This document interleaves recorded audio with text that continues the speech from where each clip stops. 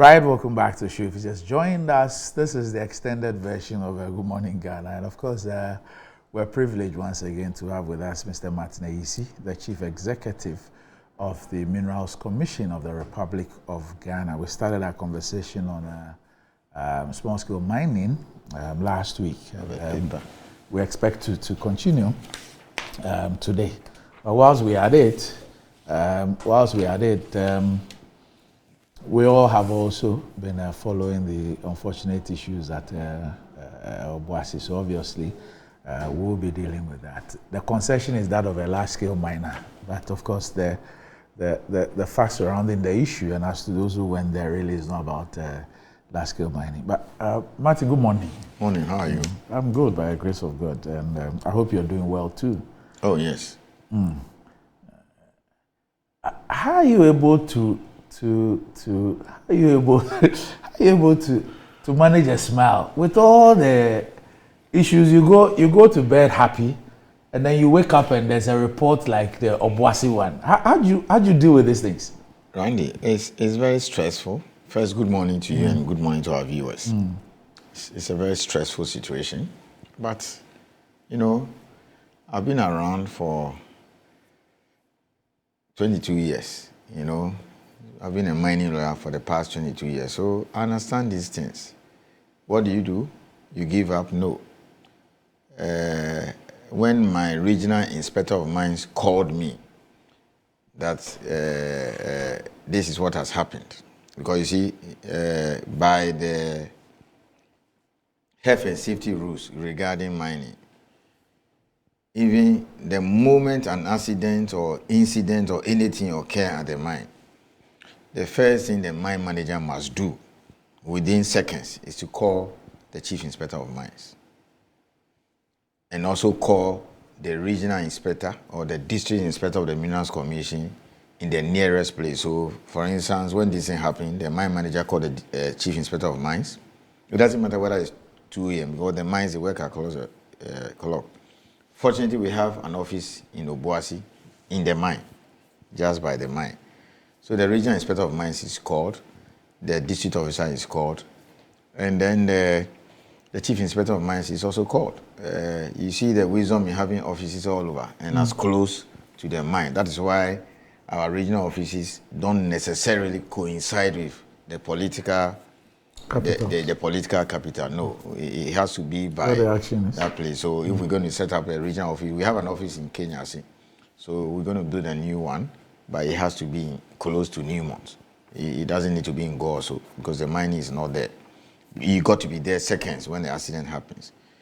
So I didn't sleep, and then it was all over. I saw even Al Jazeera. They were still carrying something long before even the situation has been resolved. So the information out there was that 300 miners were trapped. Yes. Randy, I'm addressing the good people of this country. The situation is over. Well, I'm carrying a smile because nobody died. Okay. I always believe in this. It doesn't matter whether the person was engaging in an unlawful conduct or activity. When accidents happen or an incident happens, the first thing is to save life. Okay? Even if an armed guard, let's say, attack a school, you focus on how you save the children and the teachers. Those are the things. Later you can hear that is it. So that was the first thing that happened. Now, Obuasi has a particular history. I don't want to bore viewers so much, but you remember what happened, and then the mine was shut down. Yes. For a very long period, and the nation, we lost as a nation. We should never allow that to happen again.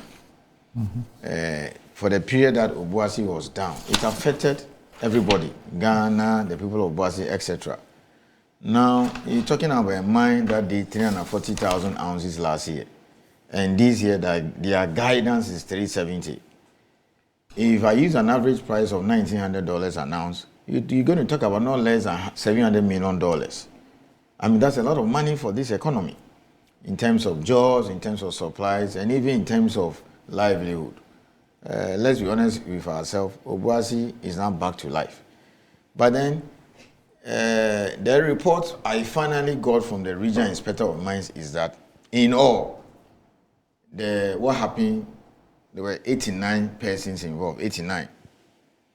2 no foreigners. 3, there were 86 that were actually, rescued. 3 escaped. So the 86 have been brought to Kumasi and handed over to the police. So the police will do their work. I mean, they will take them through what the law says. So that's what happened. So first, it's not 300, it's 89. The statistics shows 86, 3 escaped. Now, Randy, this is the interesting thing. They just dig some ghettos and access the underground. I don't know whether you watched this documentary or you've seen on CNN, the way these Mexicans dig tunnels and then, have this sophisticated ventilation, yes, and then take drugs through them. Yes. It's the same scenario here. So the mine may be somewhere here, but they could even dig around police headquarters and assess the place. When we find out, they go through all kinds of unapproved routes. Some are dig, forests or jungles and all those things. So we just have to beef up security. Randy, I will say something and I'll link it to the main discussion for the causes of illegal mining.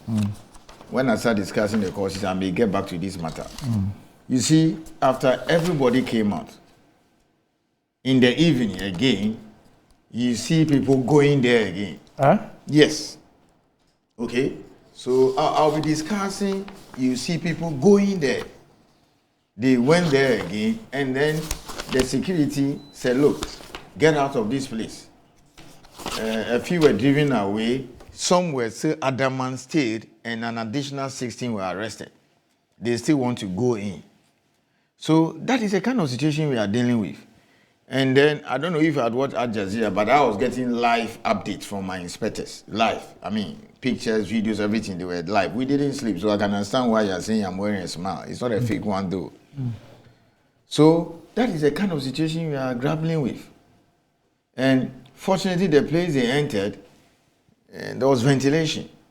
Ventilation. Because underground mine is quite a sophisticated place.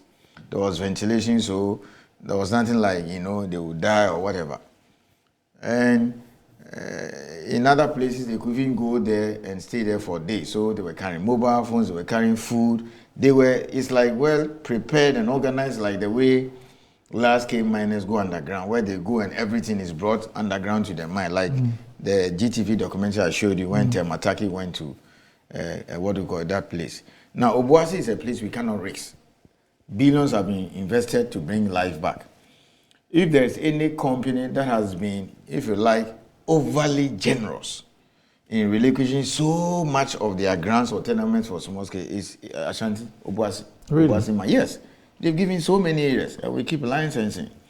And that's number one. 2, it is not true that area, they call it Kudo, is an abandoned place, or the company was not interested in mining that area, so they should give it to them. Randy, under our laws, you don't abandon mine like that. Maybe that might have happened some 30, 40 years ago, but now you can't just get up and abandon a mine. Last case, you don't do that. First, you have to post a bond. If you want to relinquish an area or stop using a place, the laws are clear. You get back to the Chief Inspector of Mines, EPA, we come, we do an inspection, then you surrender properly.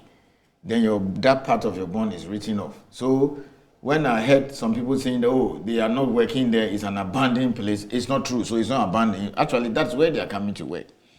And Randy, as a nation, we should not tolerate this kind of behavior. Do you understand that? We should not do it. Because you see, you cannot go out there and ask for investors to come to your country, and then we'll look on and these things will happen. Apparently, many of them were coming from suburbs just around the mine. I'm told a place called Tutuka, also Yaudie, and also Yaudie, and then Ayem. This is a place we're coming from. So even in the night where everyone came out, some people even went back again. So I'll not be surprised even if, as we speak now, others are daring, trying to. And I watch the TV, Al Jazeera. Sometimes you watch other stations to balance. And then you saw the behavior of the family, their friends and relations. Yes. Then you had people saying, Ejuma Niha, then Yebeye and all those things. But Randy, with all due respect to 31 million Ghanaians, should we, in the name of unemployment or if you like poverty or difficult economic situations, look on as a nation, allow illegality to continue? Okay, CEO, let's watch this interview. Let's watch this one. Yes, this yes. Particular one. Let's watch this one. About 300 of illegal miners are trapped in a mine shaft belonging to multinational mining giant AngloGold Ashanti. The incident, according to a report, occurred at AngloGold's Obuasi mines at Anwiam in the Obuasi East district of the Ashanti region. The miners are said to have entered the underground shaft in search of gold deposits, but have been trapped because all exit routes were subsequently shut. The Galamsias are said to be underground for 5 days. The illegal miners are said to have rejected the approved route AGA has given them to come due to the fear of being arrested and jailed for 2 years.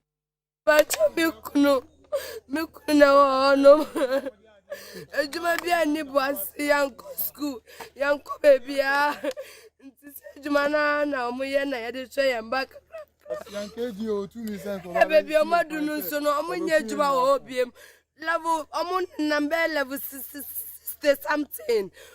Almost in a fourth year, baby. I have West in our baby. No, oh no, Moko, almost so I met me and son, I met me and no, so much mamma to me, John, 200 million, 300 million. I don't know what Motimaka.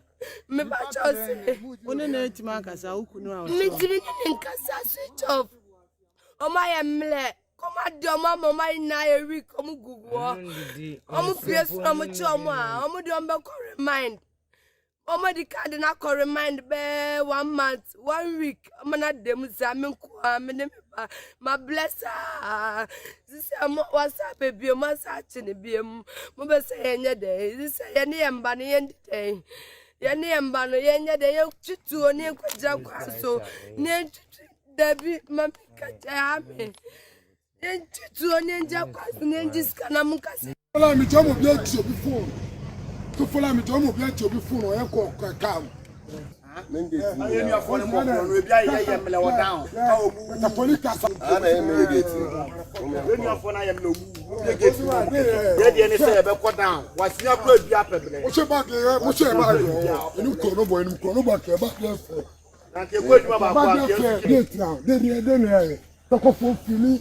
Ese ko be bia obi eye aye didi wo mo se maje ho abo so aden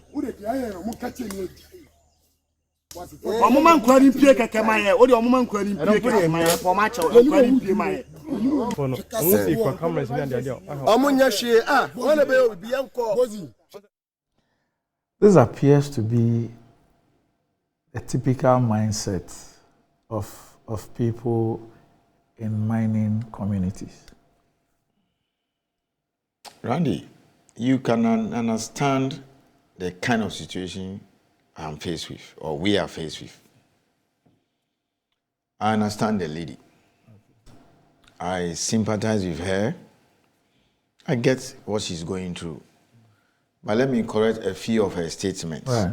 First, this is about a 2-day video now. Yes. So the husband is saved. Yes. Has been rescued. As I said, nobody died. Right. And secondly, it is not 300. Yes.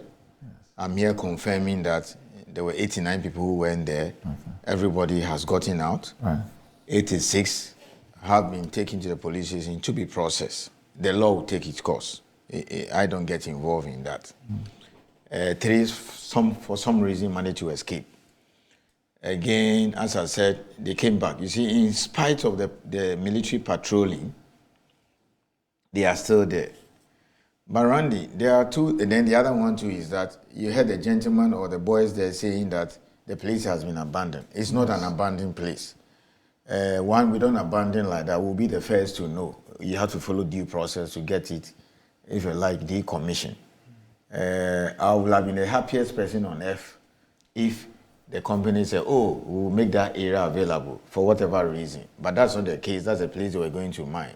I mean, if you give a company, Obuasi has been around since 1897, even before the great Sam Jonah was born, who really built the mine. And it still has a lot of years to go.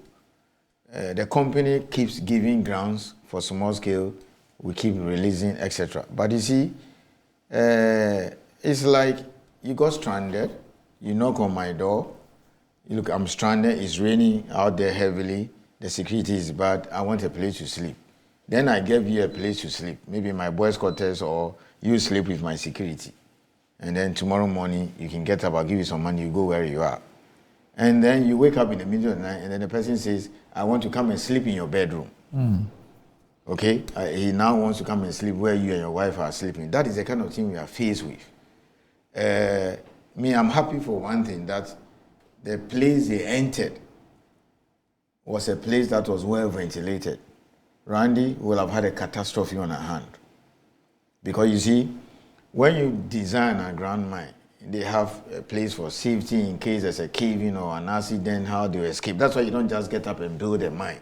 The chief inspector of mines must certify that. The good thing, too, was that the regional inspector of mines at Minerals Commission once worked in Obuasi for like 12 years. So he has a lot of experience. He's working in all those areas. So that is the situation. And then you heard her saying, there's no job, this is what we've been doing. She said something before you go on to the main job, and I want it sounded like some industry language. She said, Omedru 44. Oh, okay. Baby Omoko any 14 or 16. I've answered that. Basically, you see, in the mining industry or the underground mines, they have several levels. Obuasi is about 1.5 kilometers deep. Basically, all that she was trying to tell you is that that place is not a place the company is interested, or they are not working there, or for that matter, the place is available. So they've gone beyond. Whatever. But it doesn't work that way, because the miners, it's based on your design, health and safety. You mine high grade. Sometimes you go to places where low grades are, you mix them when the prices are good, you commingle, they do all kinds of things. So many areas that you might think, for want of a better word, has been abandoned, has all been abandoned. The miners always come back to it. Sometimes even stockpiles. They mine and stockpile. When the price is good, they process, like at Sanko. Okay? They stopped operations for a while. They were just doing some metallurgical tests, and they had this huge stockpile which they are processing. And that's full of gold. Okay? Just like these small-scale people who have used the champagne, dumped their waste or tailings, and now with the gold catcher, they're able to process it. So you see, when I look at that lady, that's her livelihood. She said that's what the husband does. And she goes there, sells and all those things. So if I go to a place like Bongo, Kalaf in the Bole district, Tinga and Dakupe, where these are underground areas which companies have relinquished, or for some reason we check our system and they are free. I keep referring to Kalaf, which very soon we'll go and launch for them. Kalaf, they are there, they are about 3,000 working. We're working with them on the paperwork, health and safety for them to work properly. It's a different situation. Nobody will send the military to go and evict those people because they are not working on the surface. So the officer visits them, trying to prepare them and then move them from the realm of illegality for them to do it lawfully. For such areas, that is the way to go. But it's not everybody that can get it, like the Clav situation, the Bongo Swan situation, etc. You don't expect me to get up and then you say we should allow you to work in a water body. That we cannot allow. We cannot also allow people to invade the concession of large-scale mines. It is bad for investors. In fact, for once, put aside foreign investors. Even your property that you have lawfully acquired, you're working on it, you can just allow people to come in. You see? So that is it. I will discuss a lot about illegal mining, and all these things will come up. But we just have to find a place for them. You see, so it goes back to the geological investigation thing I talked about. Since we started lawful small-scale mining in 1989, 34 years on, if every year as a nation, government by government, will be putting aside money to be investigating all these areas, there are so many grounds available. We just have to investigate them. There is gold, but I need to be sure whether the gold is a Metro TV or it's a Lisa. But we cannot also condone the situation, what somebody is calling ecological suicide. I'm now calling it mining terrorism. So you cannot start digging from Alisa, and just be doing your try and rock, and then over the years before you realize you get to Metro TV. So by the time you move from Alisa to Metro TV, you have devastated the land. We cannot also allow that as a nation. So we'll spend some time discussing all those things. It's a huge thing, but we shouldn't allow this thing to happen. Since Obuasi came back to life, you know, over $1 billion have been spent to do all these things. A lot has gone down into that mine. And we should not, in the situation, I sympathize with her, the situation the lady is painting in the name of poverty. Oh, you know, you heard her saying we cannot carry guns and go to the street and be robbing people. We cannot, in the name of that, allow some of these things. So, fortunately, as part of our discussions, we'll spend some time to discuss government interventions, what the government is doing to ensure the husband and then people like her get to do it properly. A lot of patience is required. These things will take time. Geological investigation, excuse me to say, it's not like calculo or you just do those dough thing, put it in the, or maize, you put it on the fire, roast it, and then within minutes it's ready. No, you got to spend money. I keep saying that we have an institution that has the technical know-how, geological survey. We got to find the resources for them. They go out, they do the investigations, give ourselves 6 months, 1 year, 2, 3 years. People need to understand these things, but you see, it will take a lot of education from the likes of me and this kind of situation to explain things to people. A whole lot of patience is required. As I said, over the last 34 years, if we have taken action, we may not have gotten to where we are now. Some resources have been made available, but it will take some time. I'm told, for example, the whole of Wager Dam, it's an EI, executive instrument over that land. So all those houses, there's no way Lands Commission will give you title. I don't know whether you've been to the dam site before, but people have built all the way close to the edge. As a nation, we have allowed these things to fester over the years. People were building, we look on unconcerned. Ramsar site, okay? People have built on, we see nothing is being done. This morning, a radio station called me and said, there is galamsey going on in a particular area in the Eastern region. Then I keep on saying this thing. Maybe I don't want to jab the gun. I'll end here. Then if you have further questions, I can answer that. Then we'll go to the real discussion. Rani, I keep saying this thing. Unless maybe you got up today as an assembly or a chief or an assemblyman of a particular area or even a DC, unless you want to tell me today that the Galamsey people just entered town today and started, I keep asking myself that question.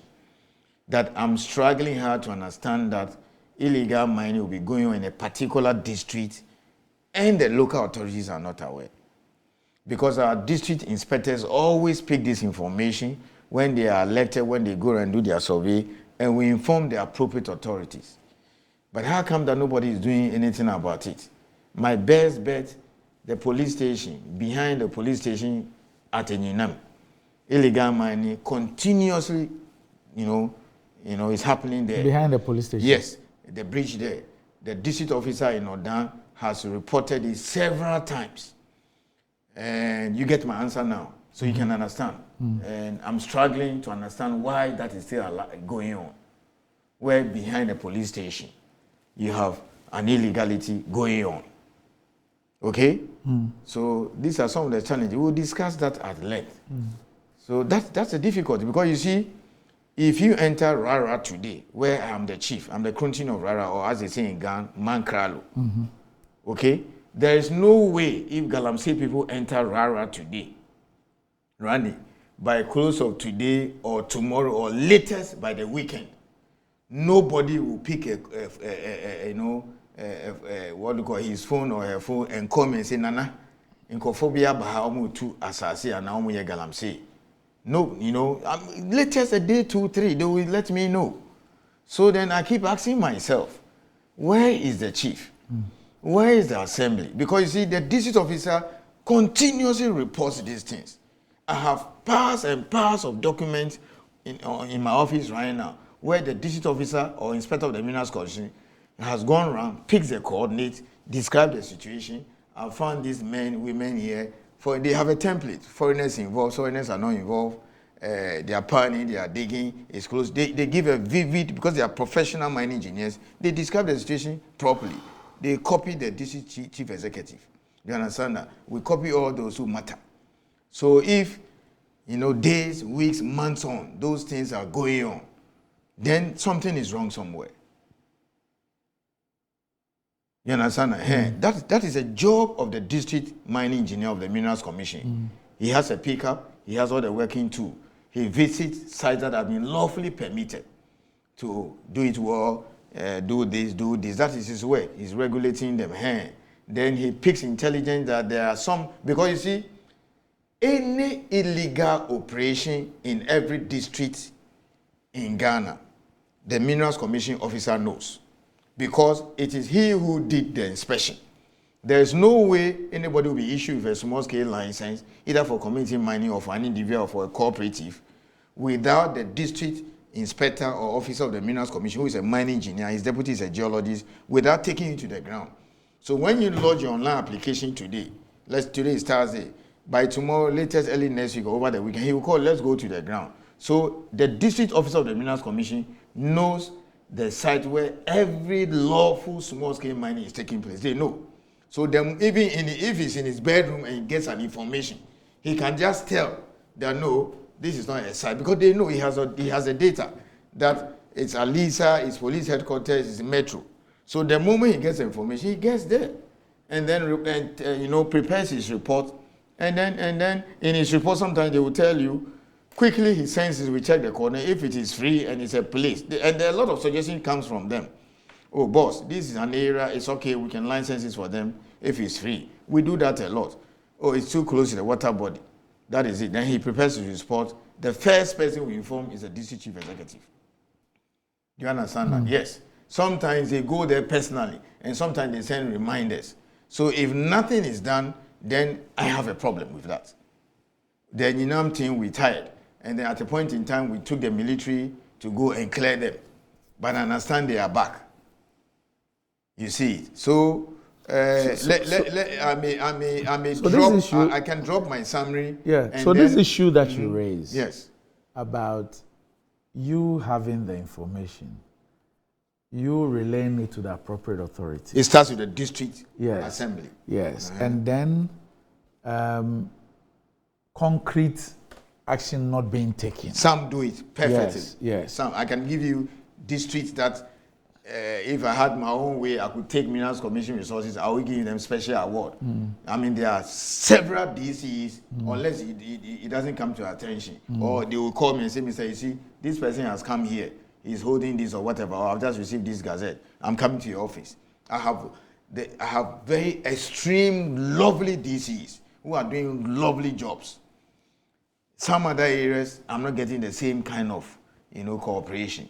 This Nyinam thing, I keep talking about it. Because you see, I was trying to relate the Nyinam to even the Obuasi one, the ladies' interview that we watched, and how inaction breeds impunity. You heard her say that the guys are arrested. In one breath, she says that they take 200, I'm sure she was mentioning the old currency. Yes. 200 million, 300 million from them. How are they going to pay the money? And then she says that they reminded them, in the case of her husband. The husband has gone to 1 month. 1 month. And then she said also 1 week. Yes. My understanding is that maybe he's been remanded on 2 occasions. What it means is that he was remanded and he was released. And anytime he's released, he comes back to the same issue. He comes back to do the same thing. And so it appears that even many of the guys who were down there and were trapped, they really are not new to what they are doing. This will not be the first time that they have been arrested. It is something that they are used to.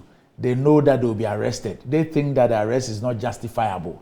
But they keep getting arrested, they keep getting remanded, they keep coming there.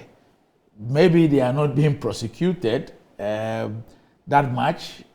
Maybe whatever the alternative programs are, they either do not appreciate it, or those ones don't meet their needs. There has to be something fundamentally wrong. Okay, so Randy, actually, you are even explaining one of the causes of galamsey, or perhaps one of the, among the several reasons why galamsey still persists. So if you permit me, because I know your style, out of the blue, you just throw the questions, that's fine.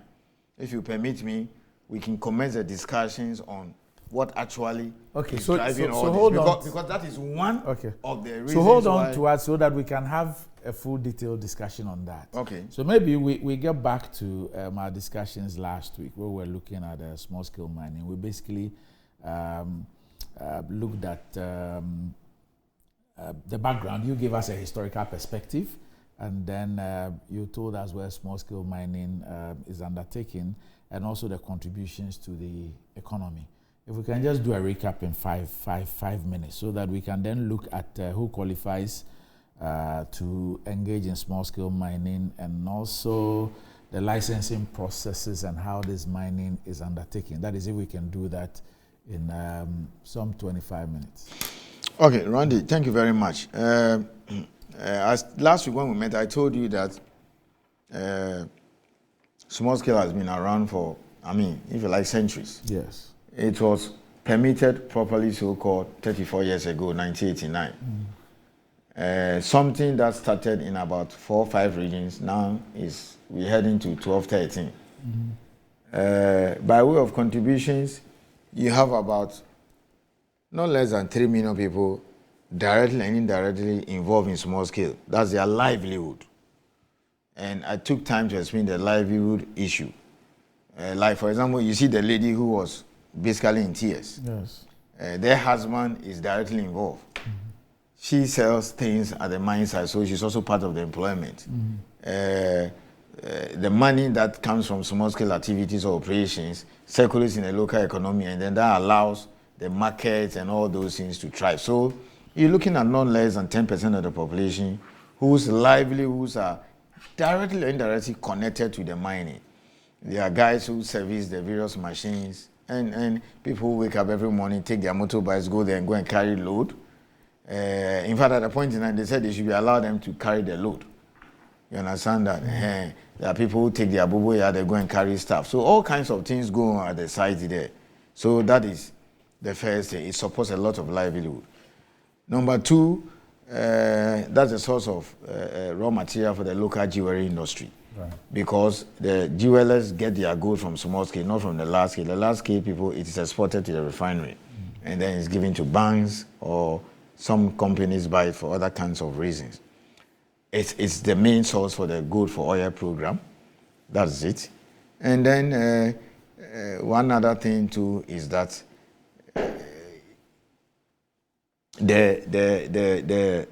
we've moved away from 4 regions now to about 12 regions. Then, of course, let me wrap it up with the receipts that we get from small-scale mining, which more or less is about 1/3, or not less than 1/3 of our gold. So that is the state of play. That is it. In terms of who qualifies, you have to be a Ghanaian, so foreigners are not allowed. So when these foreigners, the Chinese in particular, get in, then that's what is worrying. And maybe in the course of discussing illegal mining, I may delve into how the Chinese came in. Let you clarify something for me. On Tuesday, when we're discussing this Anglo Gold issue, one of my panelists, the Honorable Suhini, he made a suggestion, and I even said that I would ask you, because I really don't have information on that. He made the point to the fact that there's large-scale mining and there's small-scale mining, and there ought to be a certain bridge between the two, medium-scale mining. I'm sure that if he were here, maybe he would explain that. We didn't have time, so he didn't have the opportunity to really explain which gap exists and what that is intended to achieve. But he made the point that he thinks that there's small, there's large, there ought to be something in the middle. Oh yes, when we are doing the review of the law, and it came up strongly. A lot of countries in Africa even have it. Kenya, where I work on their legislation, they have it. They have small scale, they have medium scale, they have large scale. Tanzania has the same thing, I think Uganda and a couple of African countries. In the case of Ghana, it's either large or small. Now, the assumption is that actually when you see some of the small scale workings, we think that if you look at the level of machinery and mechanization involved, they should not be labeled as small scale. They should rather be characterized, because right now what we can do is to make them large scale. But then I get what he's trying to say. He said, look, those kinds of operations, why don't you make them medium scale? Then you step up maybe the level of what we call it, regulation. Yes, so we are looking at that. Okay. So don't be surprised, maybe in the law, in the amendments, you now see a medium scale mine. Okay. Where, because you see, at the small scale level, you don't allow foreigners to put in money. They cannot own it. They cannot even provide what do you call it, support services. It has to be purely Ghanaian. So one of the arguments that came out. So how come we see all this? Yeah, so that is something we'll discuss. Okay. You understand? So the question then is, if you make it medium scale, is it an opportunity for maybe some foreigners to put in capital? Yes. And when I spoke to the small scale people, they said no. If we have to even do medium scale, then there were two schools of thought. One school of thought said it should still remain Ghanaian, and then we can do it. We can access money and do it. Some others says no. If I used to do small scale for some reason because of the nature of the ore body deep seated, why don't you allow me to convert to a medium scale and then bring a foreigner, maybe 40%, I get 60. So we're looking at all those things. So quickly we might. It's not new. A lot of African countries are doing it. So what he said is a good suggestion. Have a small scale, have medium, and a large scale. But then those who push back on the argument say, look, you either mine on a large scale or a small scale. So if the person is mining on a small scale level, he gets to the ore body where it is such that he will now require a heavy, capital and equipment, etc. Let him apply to convert to a large scale. That's all. But the gap between you don't necessarily need a medium scale. That is something that some people also say. Okay. And in a way, it makes sense. Do you understand that? Yes. In your decades of practice and having seen because you know something before you come in, what I will not support, or what we will not support, is to have a situation where, in the wisdom of the beautiful recommendations of medium scale, it becomes another, foreign-dominated thing altogether now. Because you see, some of the small-scale miners are saying, where the nature of my old body and the location, maybe I need to invest like $5 to $10 million. I don't have that money. You are not prepared to give me that money. If I go to the bank, they don't give it to me. I'll find a partner. More often than not, these Chinese. So remain small scale. Who wants to know? Who wants to put in money? So I want to work with him. I also don't want a situation where, before you realize, practically almost all the small-scale mines, in the guise of being converted into medium scale, are not taking over finance. Is that not a reality with even small scale? Well, that is what has brought us to where we are now. But it is something that we have to stop, or we are stopping. So if you see many of the Chinese now, they are getting to proper large scale now. A whole lot of things have gone on in the past, either because we looked on unconcerned, or we're getting money from it, or it was in the interest of just a few individuals or whatever. So over the years, then it festered. All these problems and challenges we are seeing, bedeviling the small scale, it's just years of decay. Years that nobody actually did anything or just didn't care because of what he or she was getting. Okay. You see it. All right. So you are not you are not sold on either option. No, there are beautiful arguments as to why we should do the medium scale. As I sit here, I'm proud to say I've written the mining legislation of a number of countries. Kenya's mining legislation was done by me. I put it there. I was taking you off your Mincom seat. Yes. To speak with you as an expert. Yes. So, who has seen what is happening around. I've seen all the arguments for and against let's have a medium scale. They are all brilliant. But you see, sometimes it is not so much of how good an idea is, but you have to look at your context. So I'm saying that your experience with a Ghanaian situation. Hang on. Ghana has the largest small-scale sector in Africa, maybe even in the developing world. Because small-scale mining, which comes also with some form of illegality, is widespread in Asia, it is in Africa, it is in South America. The situation in Peru and Colombia and Brazil, in the Amazon, it's just akin to the situation in Ghana here. Kenya, Uganda, Tanzania, and Co. they come nowhere near us when it comes to the way our small-scale sector is. We kind of showcase the West Form and also have a very advanced small-scale sector. I keep referring to the Zambian Minister of Mines. He came here. We took him to a lawful small-scale site. He is still struggling to believe that it's small-scale. So we have a very sophisticated small-scale sector. Well done, well developed. You go there, well mechanized, properly run, and they keep data records. And then we also showcase the extreme, that kind of ecological suicide we are seeing in the water body, the forest, and all those things. So anytime any of these countries go to World Bank for technical assistance to develop small-scale mining, I mean Zambia and co, they tell you go to Ghana, because that's where you see the worst form and the best form. So whilst medium scale might work very well in Tanzania, in Kenya or Uganda, because their small-scale sector is not as developed as our sector, okay, we got to tread cautiously. But they are very good guns, that's why we should allow it. In fact, one school of thought is saying that if we have to allow it, then it should be strictly Ghanaian. That is what the association is telling me, that will not allow foreign companies. Maybe they can bring in capital. You know, a lot of them say that no, if you want to do medium-scale mining, then keep it fully Ghanaian. So with your 22 years of experience and exposure to the Ghanaian situation and the global perspectives, yes, what do you think will work for us? You've heard both sides. You have seen all sides. Whether we should take on board a medium scale, yes, I will support it if you ask me. Okay. But then I will prefer to keep the foreigners out. That's your job. Yes, we should find. I will not want the foreigners to provide the capital. Okay. Because you see, then look, let me tell you something.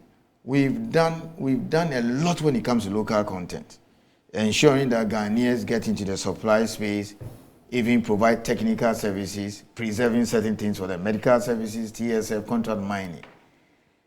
What we need to be focusing on, and which we started, is to get into the beneficial thing. You understand that we want to see a lot of Ghanaians owning mines, either equity or through the stock market. So I don't want the situation where a Ghanaian small-scale miner who is doing well, because his whole body is such that he now requires more investment, or because he now requires a lot of capital injection, goes to bring a foreign partner, and you will see in the next 5-10 years, you now have about 80% of the medium-scale mines that you have introduced to a particular purpose was being run by foreigners. I would not want that. So I'm all for it, but I want to keep it Ghanaian as much as possible. Now, somebody will say, okay, so where is the guy going to get a $10 million, $5 million, and co? Now, you see, once you move from small scale to medium scale, he has a proper mining lease, he has EPA and properly regulated. It is very easy for him to go to the bank and raise money. Yeah. Some of the banks are now prepared to lend money to small scale. So why don't you go to our local banks and get money? In any case, why don't we set up maybe a mineral fund? If we have GIF, we have all kinds of, you see the reason for setting up Agricultural Development Bank, National Investment Bank, and all those things. So we can decide and say, look, we're going to take some $50 million, put it in some seed money, and then all those who meet the criteria or the requirements to convert from small scale to medium scale, go and access this fund, so that we don't bring in foreigners who over the years will take over now, so that Ghana will become like Simpapeni. So that is the reason why I will support it. If this route will go this route, then I will support it. In any case, you will not be outlawing small-scale mining. No. So people still can play there. No. So for instance, we can give some criteria and say 2 things or maybe 6 things.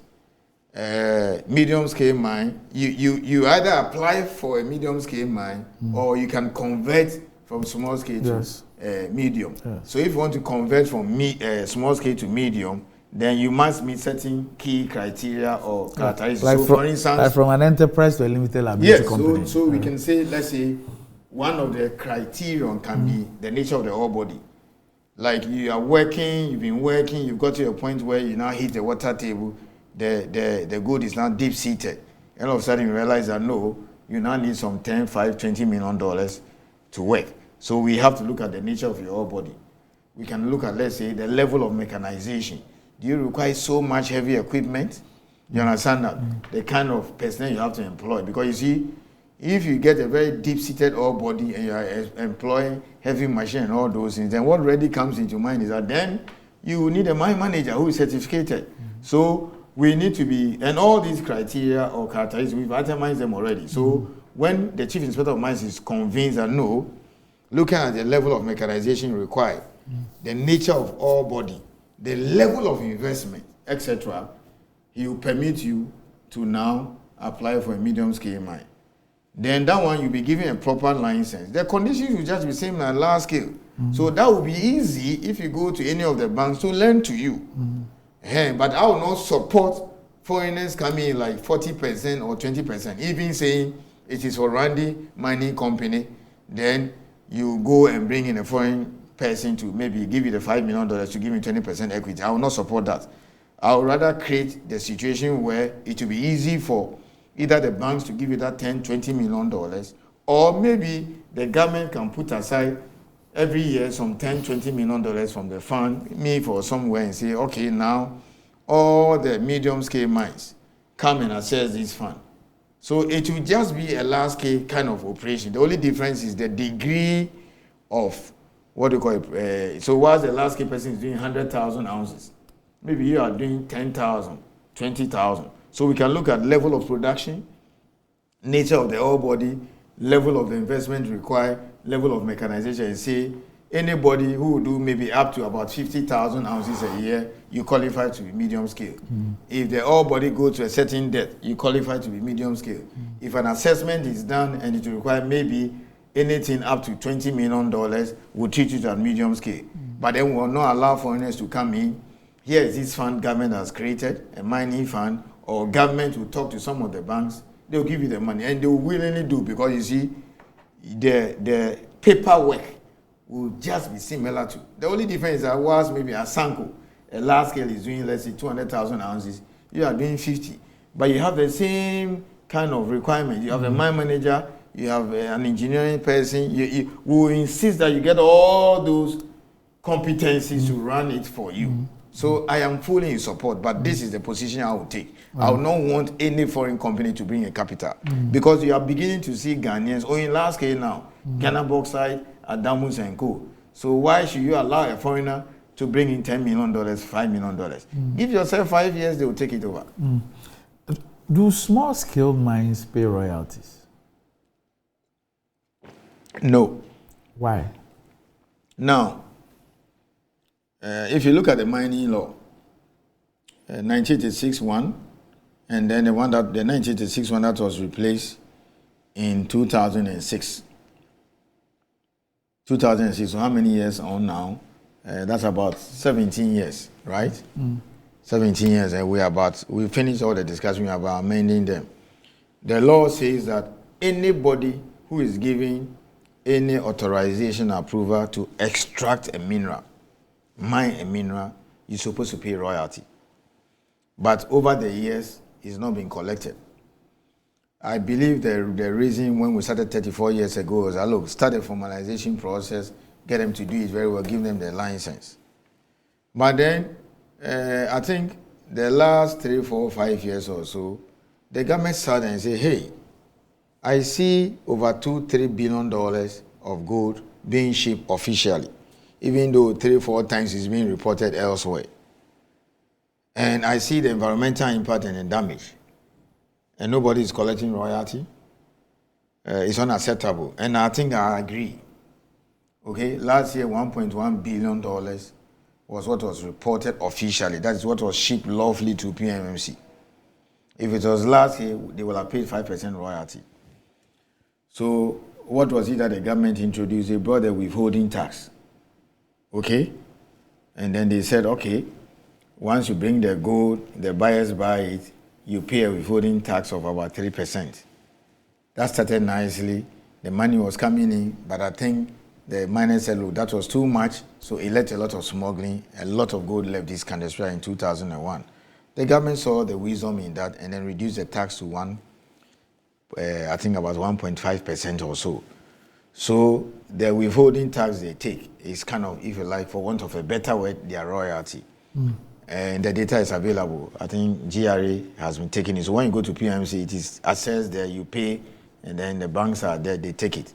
So I think the last 2-3 years, government has been getting some kind of money from the small-scale operations. But what about the traditional authorities and residents in the localities? Because when you were discussing the all the reforms you're doing in the large-scale sector, yes. I mean, getting the Ghanaian involvement and all that, the focus of the law is really to give a lot of Ghanaian participation, to yes. let the local communities and everybody really have, feel that they really have a stake in all these mines. How is that applicable in the small-scale sector? So traditional authorities, the people in those communities, how do they benefit from the activities of small-scale mining? So Randy, enter community mining. I'll plead with you. Maybe next week when we come and we discuss illegal mining, the causes, the drivers, then now I will spend time, because what you're asking me now requires some time to explain. Okay. I will spend some time now and discuss government interventions. Okay?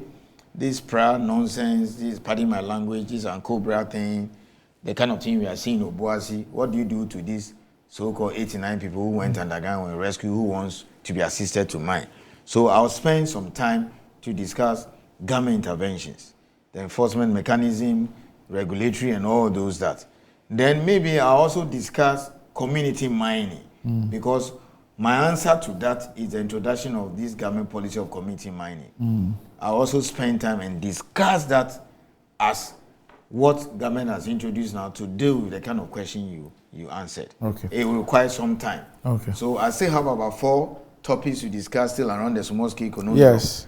We have not done the licensing process. We'll do the licensing process. And then how is undertaken? How is undertaken? Yes. Then we'll look at government interventions. All right. So what is the government doing? Okay, so all these millions who want to work, what are we doing? Okay. How are we stopping the prating?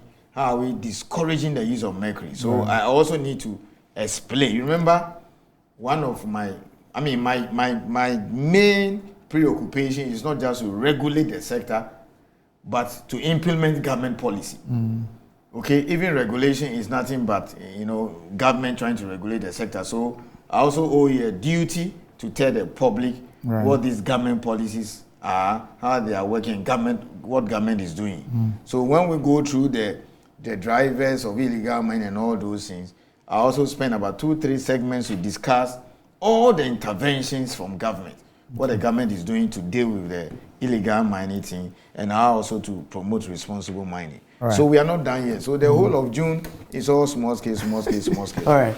Okay. Thank you very much, Martin, for joining me. It's been quite interesting as always, and this has been an extended version of Good Morning Ghana.